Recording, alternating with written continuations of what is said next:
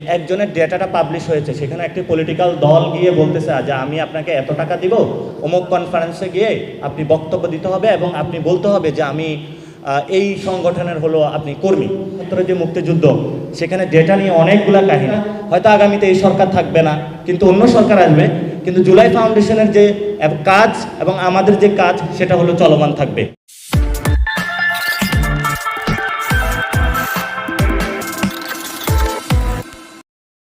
International যে নিয়ম নীতি রয়েছে সেগুলো মেনেই তাদের কাছে ডেটাটা প্রোভাইড করব এবং জনসম্মুখে প্রকাশের জন্য সাংবাদিক বৃন্দ অথবা দেশবাসীকে জানানোর জন্য হয়তোবা নাম বা পিতা অথবা পিতার নাম বাদ দিয়ে মা, বাকি ইনফরমেশনটা আমরা দিতে পারবো না। কারণ সেখানে আমরা এমনও ক্ষেত্রে নারায়ণগঞ্জে একটা ইনসিডেন্ট পেয়েছি যে একজনের ডেটাটা পাবলিশ হয়েছে, সেখানে একটি পলিটিক্যাল দল গিয়ে বলতেছে যে আমি আপনাকে এত টাকা দিব, অমুক কনফারেন্সে গিয়ে আপনি বক্তব্য দিতে হবে এবং আপনি বলতে হবে যে আমি এই সংগঠনের হলো আপনি কর্মী।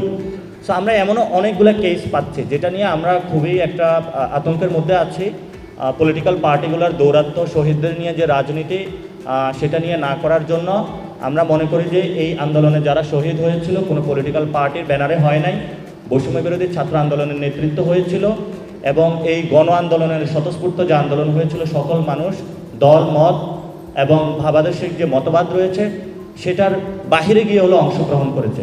সো ওই জায়গা থেকে আমরা ফুল ডেটাও পাবলিশ করতে পারতেছি না। বিভিন্ন পলিটিক্যাল দলগুলো এগুলার সুযোগ নিতে চাচ্ছে বা বিভিন্ন যারা সোসাইটিতে লুমপেন রয়েছে তারা এই জিনিসগুলো এগুলো নিয়েও রাজনীতি করার চেষ্টা চালাচ্ছে।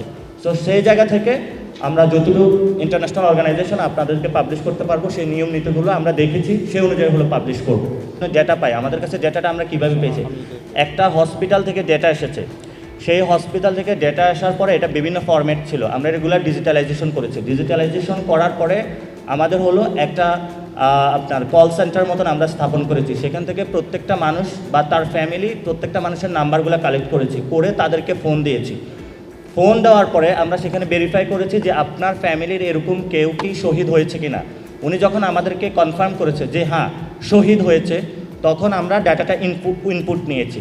এখন নেক্সট হলো প্রশাসনিক বাংলাদেশের যে যোগাযোগটা রয়েছে তাদের মাধ্যমে সেখানে প্রতিনিধি গিয়ে হলো যোগাযোগ করবে, যোগাযোগ করে গিয়ে তাদের মধ্যে একটা হিউম্যান ভিজিবল হলো ইন্টারাকশন তৈরি করবে, সেটার মধ্য দিয়ে তাদের ক্ষেত্রে যে পুনর্বাসনের ব্যবস্থাটা আছে সেটা আমরা তখন চালু করব। এক্সাক্ট ইনফরমেশন দিচ্ছে কিনা, কারণ আমাদের এখনও আমরা মনে করছি আমাদের ফেসিবাদী সিস্টেমটা এখনও চালু রয়ে গেছে। তো সেখানে এখনও আমরা শুনি 71-এর যে মুক্তিযুদ্ধ, সেখানে ডেটা নিয়ে অনেকগুলা কাহিনী। সো আমরা ওই ডেটাগুলো নিয়ে খুবই সতর্কভাবে হলো ইনার ব্যাকগ্রাউন্ডে কাজ করতেছি, যাতে স্বাস্থ্য মন্ত্রণালয়ের ওইখানেও যাতে কোনো দুর্নীতি বা ডেটা নিয়ে কোনো মিসইনফরমেশন বা কোনো কিছু ক্রিয়েট না হয়, এই জায়গাটা হলো আমরা আপনাদেরকে ক্ল্যারিফাই করতেছি। সেকেন্ড হলো দেশবাসী যারা তাদের শহীদ হয়েছে এখনও আমাদের কাছে পৌঁছতে পারে নাই, আমাদের সাথে যদি তারা যোগাযোগ করে আমরা তাদের ওই জায়গাটা ভেরিফাই করে দিব এবং তাদের কন্ট্যাক্টটা রাষ্ট্রের সাথে এস্টাবলিশ করে দিব যাতে ওই জায়গা থেকে কাজ করতে পারে। আর স্টেট একটা ফরমেশন, কিন্তু স্টেটের বাহিরে স্বাস্থ্যক্ষেত্রে আহত এবং শহীদদের নিয়ে কাজ করার জন্য যে জুলাই ফাউন্ডেশন হয়েছে সেখানে আমরা তাদের সাথেও কাজ করছি।